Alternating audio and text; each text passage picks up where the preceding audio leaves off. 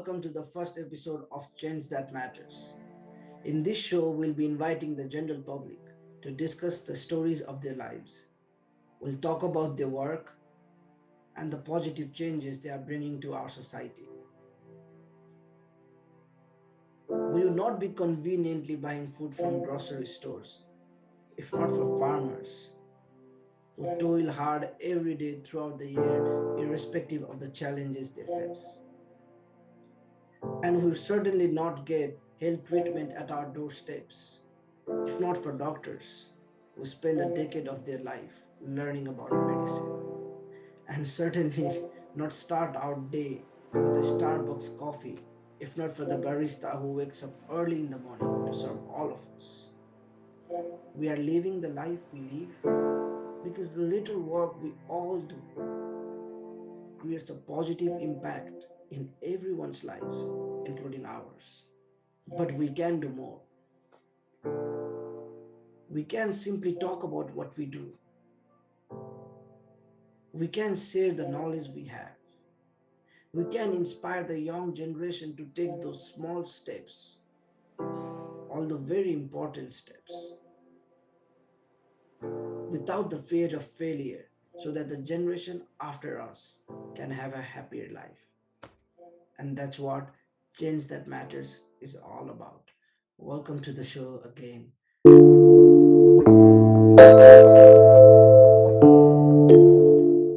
In this episode today, we're going to be talking about women in science. And especially, we're going to talk about the challenges that women in science are facing, trying to get into the field they want to. Um, Especially, the problem is more intense in developing countries all around the world. And today, we have with us Dr. Sneedha Mainali, who is a pediatric dentist in Kathmandu, Nepal. She finished her undergrad education from Nepal, did graduate study in India, and now she practices pediatric dentistry in Kathmandu, Nepal. So, Sneedha, welcome to the show. Thank you So so let's, much. yeah. So let's start by like you introducing yourself to our audience today. Okay, Sandeep has already told that my name is Sneedha Mainali, and by profession I'm a pediatric dentist. Well, it's a profession where you get to enjoy with little children every day and feel their innocence and maybe cultivate the same habit as they have in you. So it's a fun day every day. Yeah. So, let's start by understanding your perspective on like women in science as of today. Like, what do you think are the challenges they face, or how is it going in Nepal, and how do you compare it with the challenges women face all around the world? What I feel is rather than really creating a difference saying men and women, it's about how individual women take the opportunities they get in their life.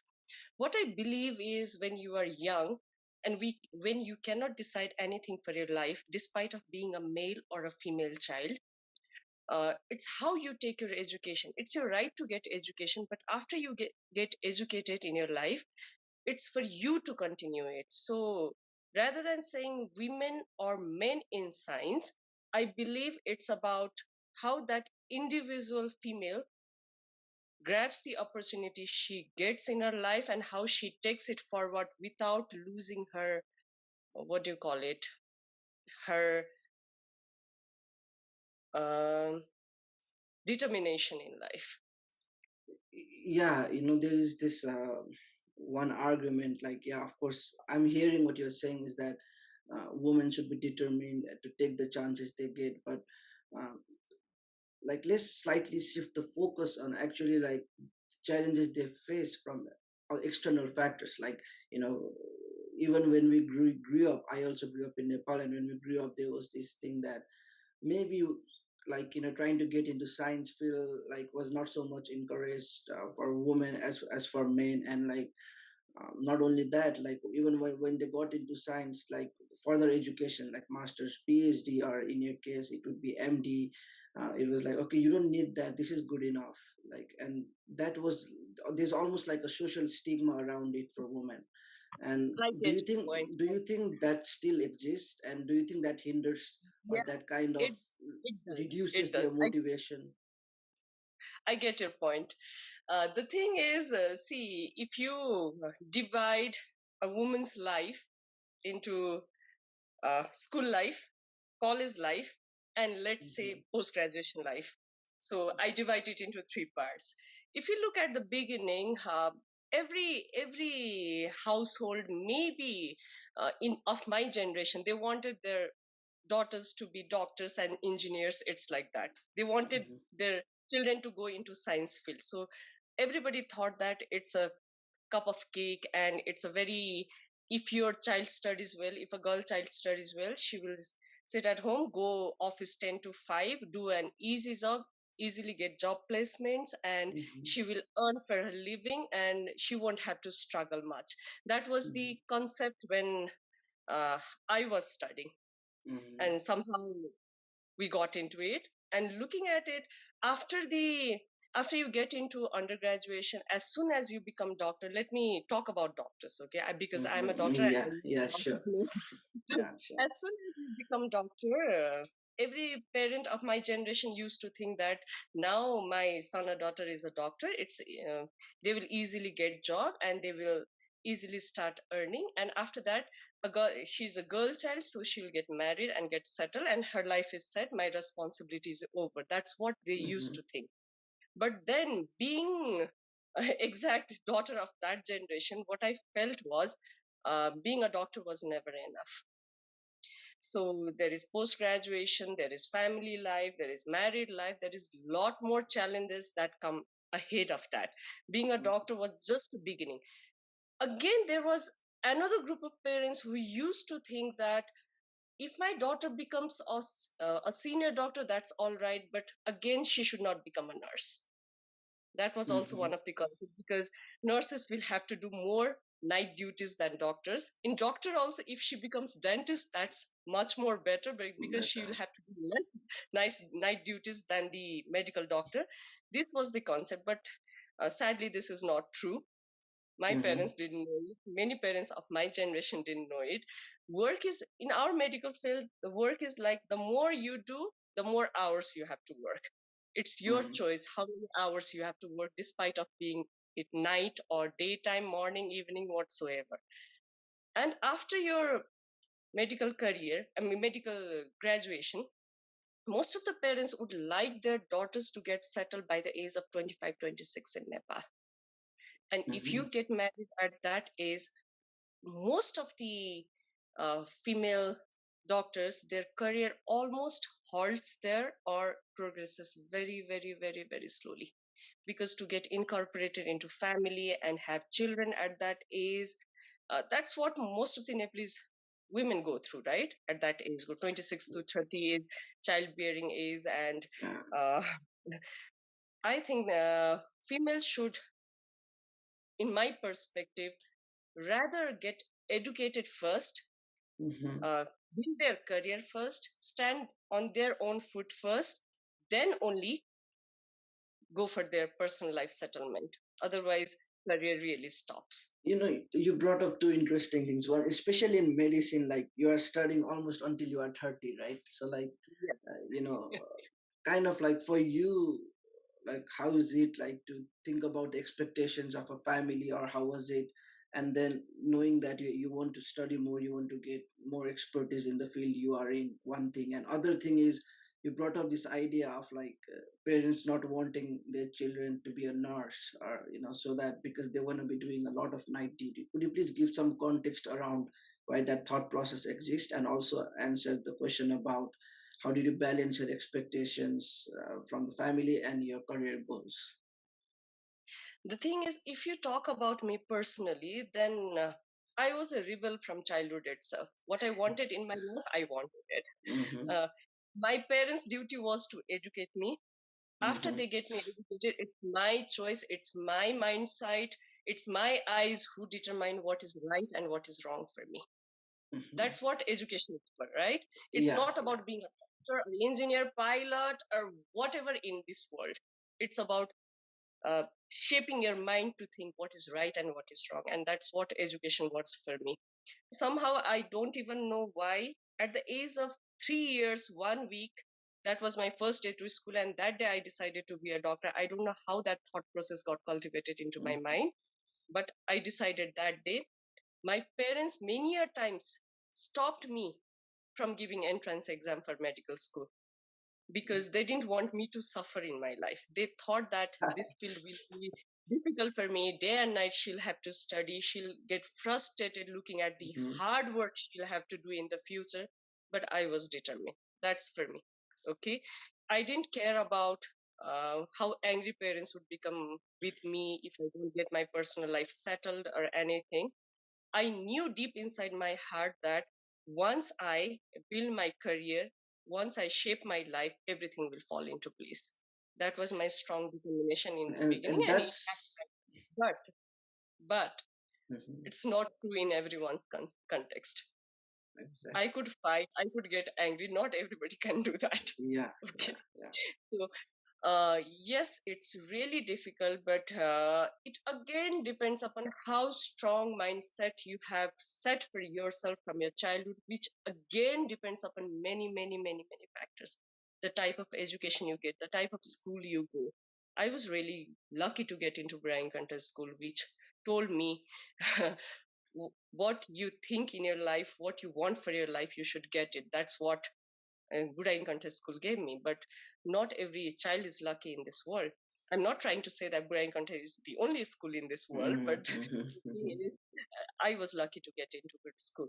Again, many environmental factors, whether your family background is educated or not, whether the place where you are living, how is the surrounding, how is the neighborhood, how is the context of your country, many things determine that. So it's all about personal environmental factor. All these shape you into what you become in the future and how you think about things you want in your life. One interesting thing that just came to my mind while you were speaking about this is like we do kind of come of privilege, to talk about like that we can make our individual choices. Like there's still lots of people in Nepal and other developing countries who still like they go to school working like 1 hour, 2 hours. They come home, especially women. They come home and they still have to do all the errands back home, like do a lot of work back home, and then basically they don't get enough time to study, like so it's kind of like you almost don't have any individual choices, like being in that situation. And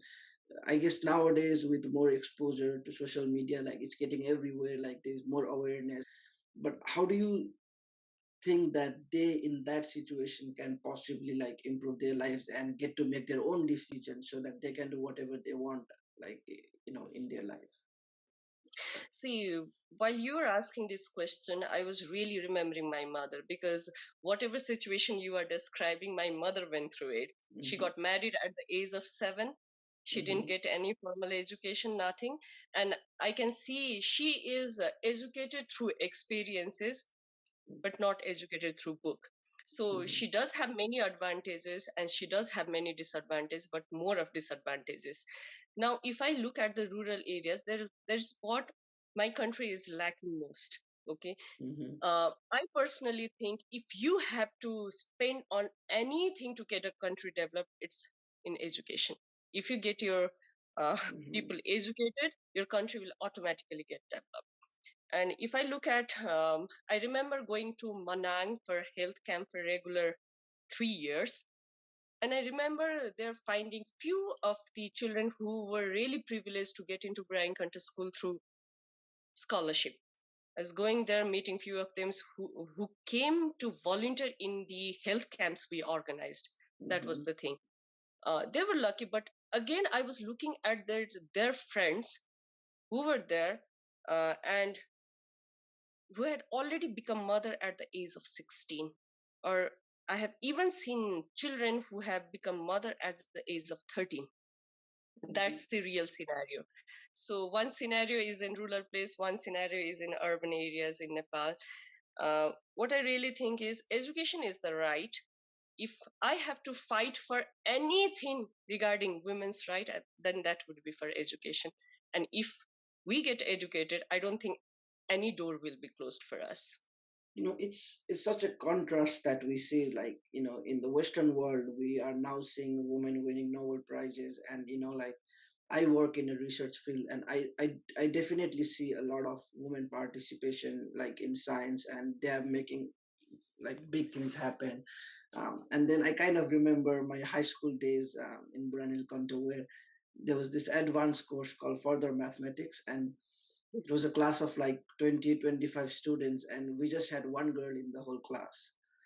Mm. So, and I don't think that just happened by coincidence. I think it's like a lot of prior things that happened that led to that, like, okay, women have to do certain things, women have to do certain things, and even we were kind of privileged in terms of like the society. We're getting one of the best education in the country, but still, even for us, I think this thinking somehow affected our choices. Now there's this obviously rural part of the country, urban part of the country, but do you feel like there's anything that women themselves can do, not like how society can develop but to help women, but women themselves can do when they feel like they don't have any more choice and they just need to go by what's around them? Do you feel like there's anything they can do themselves? That's again, I understand what you are trying to say, but what I think is that again depends upon family to family, Mm-hmm. depends upon how educated your mother and father are. So Mm-hmm. to really achieve that equality for women Mm-hmm. in Nepal, I believe our generation, Mm-hmm. uh, at least our generation is, let me say, completely educated in our age group. But uh, if you look at the rural areas of Nepal, we will not find children who have passed SLC, SEE, class 10 again. Mm-hmm. So it will take like couple of generations to get those parents educated to give their daughters their freedom of choices in life. So we still need to wait for a couple of generations. Now, what you were saying is like in your class itself, there was only one girl who was in that advanced maths course. Um, how I can relate this is, see, if you look at my childhood days itself, I was sent to a school which taught children taught female children how to cook, how to wash the Mm-hmm. dishes, how Mm-hmm. to do the laundries, how to clean bathroom, how to clean room, how to um, tailor, how, tailor training, cooking training. All those vocational trainings were present in my school, my Mm-hmm. previous school. So the mindset of my parents was, again, if I had not taken that stand that I want to be a doctor and I want to do this in my life, I know they would have wanted me to be a good daughter or a good wife, and later establish a home, family, children, and my Mm-hmm. life would have been like that. But luckily, in that school also, I decided to take those parts and side by side take other things also which will help me get stronger in life. So I do think there's a fundamental flaw in the educational system. I think even the people making decisions, in that, like, the stakeholders of these educational institutions, I think their mind is also like not like working towards, like, bringing this equality in the society, because like if there's a training like that for women, that tells to me that they're also somewhere wrong in like what the young women, the young girls growing up perceive like what they should do in life. Like, you had clarity, but like someone who doesn't have a clarity, they can easily think that that's what their job is going to be like going forward. Do you see what I'm trying to say? I totally agree. If you if you look at the uh, stakeholders of the education ministry and the education field in our country, when I was in some position at one time in my life and had to work with all those people, if I look at their education background, they were not fully educated to be able to take all these decisions. So our Mhm. bureaucracy system is at flaw. Let me start Mm. by that. Yeah, yeah. So What it's is that it, flaw? Due so to it's a that, lot of our things. education Yeah, system is at flaw. Due to yeah. that education system, we have become like that. So, Yeah, so it's a combination of a lot of things. So talking about your own life, so this show is all about like individual taking small steps in the right direction. Maybe it was in their childhood, like in their teenage, or like when they grow up, that leads them to be the person they are today. Like when you like introspect and think about what you did as a kid, what you did as an adult that led you to be here, what do you think are those small steps that you took that help you reach in this position, like practicing pediatric dentistry? the thing is, I had not frankly decided to be pediatric dentist when I was a child. I Mm-hmm. loved children very much. That was in my blood since my childhood. And Mm-hmm. somehow life directed me towards that direction. And I'm very lucky in that sense. When I told you 3 years, 1 month, 1 week old, that was Valentine's Day of 1986. Oh That wow, was my that's yeah. that was my first day to school. And as I told you, I don't know, maybe I heard my father, mother talking, or I heard some of my neighbors talking. I don't remember anything, but I just Mm-hmm. remember raising my hand in the class and telling my teacher that I want to be a doctor, hence I came to school.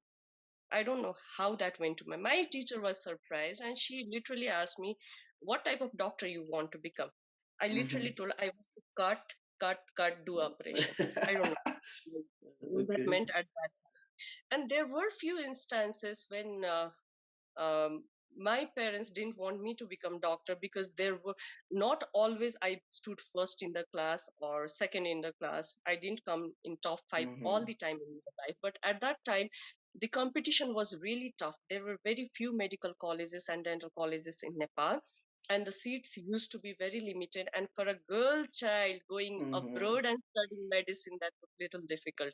And at the same time, we wanted scholarship for my parents to be able to send me abroad with their own money. It was little difficult, and I also personally didn't want to use my parents money. So uh, whenever I came second or third in my class, I used to see that sad faces of my parents. Mm-hmm. So that used Mm-hmm. to pressurize me a lot, at the same Yeah, time give me that yeah. positive energy to study more. So it used to act both way, negatively and positively. It's just that decided to take the positive things more seriously. Then Mm-hmm. I did my A levels in Brian Contest School, and I remember getting very, very, very bad grades. Mm-hmm. Super bad grades, the worst grades in my life. I had Mm-hmm. never seen that type of report card in my Okay. entire life. So Yeah. my parents literally lost hope. My dad was frustrated. He wanted to see his daughter as a doctor, but he was frustrated looking at that results. I don't blame him. He had high expectation out of me, Mm-hmm. and I literally, um, I don't know. I I literally dumped him, I think, at that time. Mm-hmm.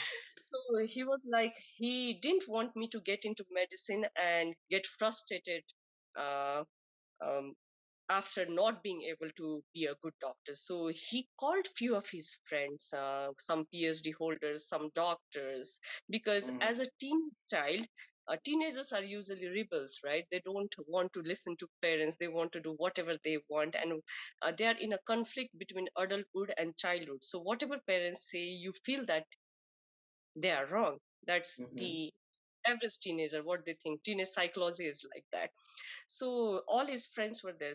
Three of them, four of them were there, and it was a meeting with them, and they were one of the doctor was saying, "See, Sneedha, your life is going to be horrible. There will be many night duties, this, that. It will be tough. So don't be doctor." Another doctor was saying, "See, you will also not earn that much money. People say that doctors earn money. They actually don't. This is a rumor," and all those things. And I was listening carefully to them, listening to all of them discouraging me to be a doctor. Then it was my chance to speak. I told them, "See, uncles, I totally understand what you are trying to say. I totally know that you people know about my results, but this is Mm-hmm. my one time result. Sometimes people fail in life. That doesn't mean they cannot get up again. But if you really want to leave this ambition of me becoming a doctor, this dream of mine since 3 years of age, I have another profession in my mind. if you allow me to do that, then I will live this dream. They were so happy thinking that whatever order my dad had given them, that will become, I mean, success. They will become successful now. So they were happy and they asked me, daughter, what do you want to become? I told them I want to become an actress. After that, they were like, okay, Sneedha, you become doctor. We can't continue you do whatever you want to do. This was the second thing that I remember about my journey of becoming a doctor. And the third one is my first entrance exam was in BP Koirala Institute of Health Sciences, Dharan. I flew to Biratnagar for entrance exam with my dad. And tomorrow morning, 8 o'clock was the entrance exam. 3 o'clock in the night, I was having traveler's diarrhea. So that was the 13th time I went to toilet and I fainted there. Morning 8 o'clock is the entrance exam. 3 o'clock in the morning, I fainted. I was knocking at my dad's door, and when he opened door, I fainted right there. I was taken to emergency in Biratnagar hospital. When I woke up, it was 7:30. They gave me some medicine, something. I slept. 7:30, I was having cannula saline over here, and I was sleeping nicely. I woke up, then I asked my dad, how much time is left for my entrance exam? He said 30 minutes. And the doctor was not allowing me to go. You can't go. You are under observation for another 24 hours. I literally shouted at the doctor. I told him, when you wanted to become a doctor, you became a doctor. You are not allowing me to become a doctor now. I don't care whatever you do. I'm running away. So I literally hold the saline bottle in my hand. I ran away from there. I found a rickshaw outside. I sat on the rickshaw, went to the exam hall, and my dad was running behind me. And with the saline in my hand, I gave my entrance exam. The examination hall was shocked that day. So yeah, this is something like it's really inspiring. It sounds kind of like filmy, like that coming out of a movie or something. Because yeah, like especially Not a like movie. the small steps that I was talking about, and when I go back to your story, I feel like the fact that you stood up and said, "This is what I want to be," when like there were people trying to convince you shouldn't be a doctor, and then I don't think many kids would be dedicated enough that they would just run out of hospital, like, and that's really a next level motivation. Yeah. So I think We need little psychic over here to do all that. no, I think this is like a really good story for like especially for young people. A lot of us are going through those dilemmas, like, and especially like if I think about it, I have some of my cousins who are in their teenage, and if I think about them, like they're going into this dilemma of like can I do it? Like, okay, eventually I want to do PhD, and they are just out of high school and they have these dreams like, okay, I want to do undergrad, masters, and then PhD in the US, and and all this. But like they are their parents who kind of like take it comical, like I think those young kids actually mean it, like, like I want to do this, but parents are like comical, like, oh, so you want to be a doctor? Oh, that's, so, and then they start doubting themselves somehow. I feel that like through my conversations with them, and I think like hearing this kind of stories, like they're gonna be pretty pumped off. Like this is one of Sure. the most motivating It stories that is I've heard. the children who have done their plus two or A levels, and even those juniors who have just completed their undergrad in medicine, they do come for career counseling. I'm really happy to see that because at my time there was no such thing known as career counseling for masters. Okay, after being a doctor, see what people think is as soon as you have that DR in front of your name, your life is settled. Your life just begins there. Your career just begins there. There is a big wall in front of you right then when DR comes in front of your name. So they come to you, they are in dilemma whether they should do masters, whether they should start practicing, whether they should go to the US and pursue their further studies, whether they should go to India or they should study in Nepal. There are so many questions in their mind because they don't know what is there in front of their life.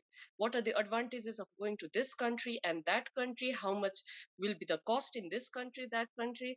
Being in Nepal, whether they will be able to get good education and become a good doctor. There are so many dilemmas which the parents cannot answer. So I think, see, in school there is something known as career counseling. We did have that career counseling thing in school, but if you look at women in science or women in this medical field in particular, I think there is a huge gap in that career counseling thing after your undergraduation is complete. Mhm. So it's you feel like the girls trying to get into medicine or finishing their undergrad and then trying to further gain further expertise. You don't feel like there's enough resources for them to consult on, like what will help them and give them some directions on that. Yeah, So that is one thing. And I personally get like minimum 1 to 2 uh, female doctors coming mhm, to the clinic and asking all these questions. And mhm, the saddest part is, I do see many female doctors mhm, uh, applying for post of assistant. We do have dental assistants, right? So whenever we open vacancy, we see many doctors applying for it because they don't know where their career is heading. They don't get job placement in good places, so they try to get into few of the good clinics and hide their identity as doctors and come as assistant. And later when we find that they are doctors, we we are in shock at that time, and we feel pretty bad. so is it because they don't know what they want to do, or is it also because the job market is so competitive that like they're trying for something lower than their expertise level? Job market is competitive, at that is one thing. Other thing is, the dental colleges and medical colleges are growing so much in number in Nepal that the quality is not checked. Due to that, there are many medical colleges and dental colleges which in where students pass without even seeing the face of their teachers. Okay, okay, that's pretty weird. And it's kind of scary because It is if somebody goes to do a doctor checkup, like one of them might be such students, so like it's gonna be pretty scary. Yeah. Okay, nice to know that anyway. So I can keep that when education and medical sector becomes business. in. This is what happens. Yeah, it's so. Yeah, okay, now you reached here. You I think like a lot of the fights you had to do, like fight, not literal fight, but a lot of the fight against, like, your your goal where you wanted to reach, like people try to kind of say maybe you shouldn't do this, and you kind of fought through it and went ahead and did it. Now when you think about, okay, now I'm here, okay, now I think I'm where I want now, what motivates you to work every day on like what you are doing right now, and like, how is your daily life like, and what motivates you to keep doing it? See, I don't have very big ambition, but let me um, say that whenever I go to clinic these days, my only hope is whoever patient comes today, let them go back smiling from this place. I don't care about anything else. Let them go smiling. When you get that smile, you get everything that else that can come along with it. Like, it's not about see, building a very big clinic, working in a very big hospital, or earning this much and that much. That should never be your goal. You just Mhm, try to be a good human being, try to understand disease of the patient, try to feel the pain that the patient comes to you with. mhm. Automatically, if you try to address that, everything else will follow. So that's the thing that motivates me. So what I'm hearing is like, you kind of don't have any materialistic motivation towards like what you're practicing, but more like humanly motivation of just doing well every day. And Maybe I have passed through all those phases. Maybe mhm, see, mhm, when you become a young doctor, maybe mhm, money also motivates you at that time. But after you start earning a bit, and when you age a bit, when your hair starts turning gray, when you mhm, start when you start understanding the society, your life as a whole, and life in general, you know that money doesn't matter at that time. All that matters is your happiness, your satisfaction, and uh, to be able to keep people around you happy. And I don't think money can do it.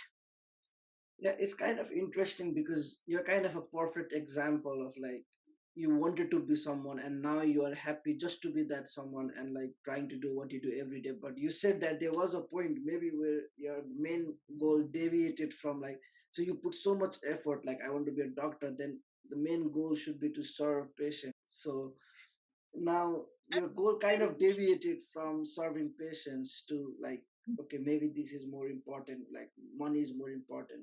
So how do you explain that, like after spending so many years of trying to be a doctor, like how do people kind of get in any profession, like what do you think switches your major motivation? now, at this point of time, what I have understood is everybody in this world is a doctor. That's what I feel. Mm-hmm. See, a simple example, a carpenter comes to my home, makes a furniture. He makes sure that he makes a comfortable furniture for me so that my back doesn't hurt. So he's, in a way, doing preventive therapy for my backache. So Mm-hmm. he's a doctor. A chef in the hotel, he cooks the perfect food so that your appetite is satisfied and you don't get any stomach upset and your body builds well with that. You get the perfect nutrient. So Mm-hmm. he is also taking care of your health. Mm-hmm. So in a way, everybody in this world is a doctor, and Mm-hmm. every person in this world is need of another doctor. So we all live in harmony, and somehow we are supporting each other in every way. Mm-hmm. See, you are taking this Mm-hmm. interview, I'm talking about something, maybe a sentence or two that you or I have spoken will help somebody understand their life better, and that will help their psychological health. Mm-hmm. So that's how we both are doctors. So Mm-hmm. that's the Well, definition that's of the doctor. hope. Yeah, I think that's very interesting. I had not heard this before. So, like, yeah, like I guess we all are doctors, but Yeah, like then everyone. there are doctors who actually do some form of surgery or like take care of things where other people don't have expertise on. So, I guess like that's why you guys Doctor, write doctor in front of the meaning of doctor is to heal. it. Hmm. And to heal, you need not do MBBS or BDS. You can heal in any way possible. Well, now to kind of end this whole spiral of things, like I would like to hear your take on, like, ignore like obviously there are political constraints and a lot of other constraints that you don't have control over. But like, if you were the one making the decisions, like, what do you think like you would do to increase women participation in science in general, and especially in the society you live in, which is which is Nepal here. Okay, let me talk about my clinic itself. I do have 25 staff, Hmm. out of which 21 are females. Okay. Okay, that's great. That's a great start. Yeah. Now, looking at it, the major challenges I face is, if I look at those people who have already completed, I mean, who are doctors and above, for them, family is not an issue. They completely support. They can come in the required time. They can work even if the patient service demands overtime, and they are happy. The family totally supports them. But if I Mhm, look at the staff who are just below them, that is the dental hygienist and dental assistants, then housekeeping staff, if I look at them, it's a great struggle for them to come to office on time and when it becomes 5 o'clock sharp or 6 o'clock sharp, whenever their work hour finishes, they rush to their home like anything, because they mhm, do have children at home. They need to take care of their children, they need to take care of their in-laws, house, everything. They don't get any other support because they are the females of the household. They have to complete everything in their house, come to the clinic, work whole day, go back to the clinic, go back to their home, work again and sleep for a couple of hours, again wake up, and the cycle continues. So at a certain point of time, I do see my female staffs getting, I mean, they're breaking down mhm, and trying to leave their job. uh, Even when at one point of time, I even thought that maybe it's the money that's not enough, that's why they are trying to leave. I tried to investigate into that, talk to a couple of staff and try to find out what is bothering them. Then it's that It's a pressure from their house that the male of the house is earning less than the female. Mm-hmm. Hence, the male doesn't want the wife to work. There were issues like that. So I literally had to go to my female staff's households Mm-hmm. and talk to people out there. I have gone to that extent to retain one of few of the first staff of my clinic. So these are small, insignificant things that bring about greater challenges when you become a female entrepreneur. So, one thing you told that's very rare and also obviously like deserves a lot of appreciation, but more importantly, it's to me, okay, so as a boss, right, you are looking at the company and you want your company to grow, or like you're kind of looking from the perspective of the company, then you see some people coming in time, doing well, and you think they are good employees, and you go and see, oh, these people are not coming in time, so they're not as good employees. But being able to think through their perspective and realizing like, okay, this is why they are not coming in time, this is why they are coming in time. So that's something that I don't see. Like I did some internships, I did some work, and I didn't see that. So like I think that's already really impressive, and it's kind of like terrible that like there's still like people who think that, okay, this man is earning less, so women shouldn't work, and you actually see that firsthand. So how do you think like this mentality can actually, you know can actually improve over time, or do you think it's even possible to change the mindset of such people? See, for me, I feel like if there are more women in this society uh, who can stand as an example to those type of females who are struggling at their home, struggling in the society to do what they want in their life, and if they see such examples whom they can strongly follow, I think it can happen. Because after I remembered talking to that one of my staff's family, after I talked to that family and came back, she came to me and said, now doctor, I don't care whatever my family thinks. Even they, if they kick me out of my house, I'm still going to work in this clinic till you tell me to get out of this clinic. Okay, so yeah, this But is the very thing is, emotional story. But the thing is, it's not only about females again. I recently faced a similar story for one of my male staff. Mm-hmm. Again, a very enthusiastic and a very disciplined male staff of a very dedicated male staff of my clinic.